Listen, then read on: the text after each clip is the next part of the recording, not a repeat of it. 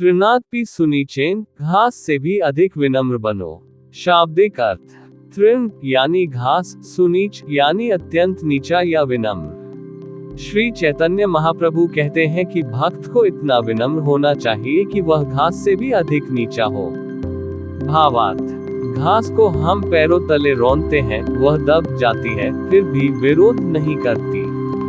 वह फिर भी उगती है, दूसरों के काम आती है।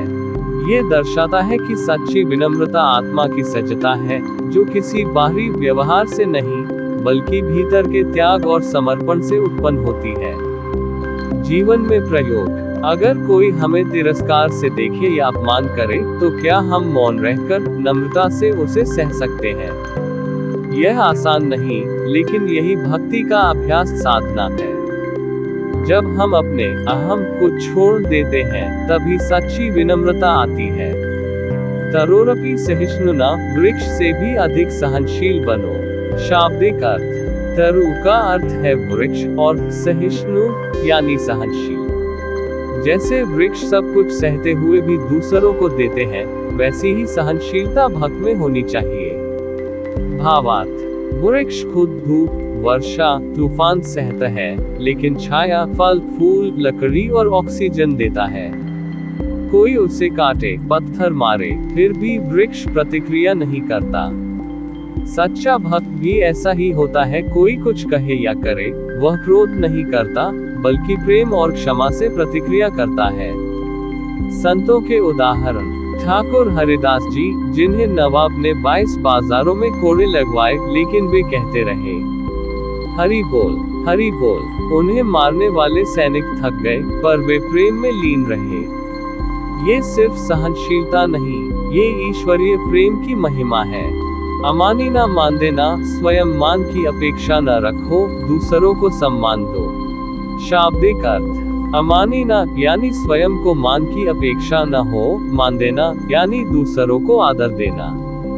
भावार्थ, हमारे जीवन में बहुत बार हम स्वाभिमान और मान सम्मान की अपेक्षा रखते हैं, लेकिन जब यह अपेक्षा पूरी नहीं होती, तो दुख होता है। श्री चैतन्य महाप्रभु कहते हैं कि भक्त को चाहिए कि वह स्वयं से कोई मान की अपेक्षा न रखे, बल्कि हर किसी में भगवान का अंश मानकर उन्हें आदर और प्रेम दे। आंतरिक विकास, जब हम दूसरों को आदर देने लगते हैं, तो भीतर अहंकार गलने लगता है। अहंकार ही हर विघ्न की जड़ है। जब ये टूटता है, तब सच्ची भक्ति का मार्ग खुलता है। योजक चिन्ह, योजक चिन्ह, योजक चिन्ह। कीर्तनीय सदा हरि, हर समय हरि नाम का संकीर्तन करो। शाब्दिक अर्थ, कीर्तनीय यानी गुणगान किया जाए, सदा यानी हमेशा, हरि यानी भगवान श्री हरि।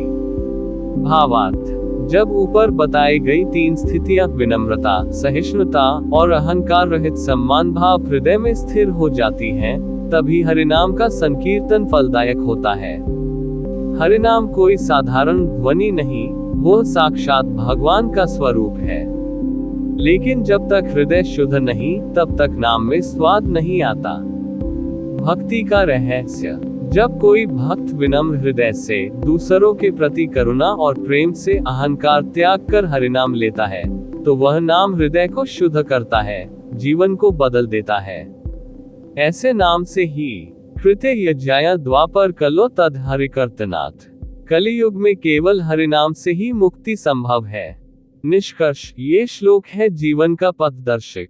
श्री चैतन्य महाप्रभु का ये श्लोक कोई साधारण श्लोक नहीं, बल्कि जीवन जीने की कला है। ये बताता है कि सच्ची भक्ति अभिमान नहीं, बल्कि विनम्रता में फलती है। बदले की भावना नहीं, बल्कि क्षमा और करुणा में विकसित होती है। स्वयं के सम्मान की चिंता नहीं, बल्कि दूसरों को आदर देने में परिपक्व होती है। और अंततः जब ये सब हृदय में आता है, तभी हम सच्चे हृदय से हरिनाम कर सकते हैं। योजक चिन्ह, योजक चिन्ह, योजक चिन्ह। प्रार्थना, हे प्रभु, हमें वह शक्ति दो कि हम घास से भी अधिक विनम्र बने, वृक्ष से भी अधिक सहनशील बने, दूसरों को सम्मान दें और स्वयं को तुच्छ समझें, ताकि हम सच्चे हृदय से सदा तुम्हारे नाम का संकीर्तन कर सके। यही हमारा जीवन बन जाए, यही हमारी भक्ति हो। ये शब्द प्रेमानंद जी से हैं। ऐसे और वीडियो सुनने के लिए लाइक और सब्सक्राइब करें।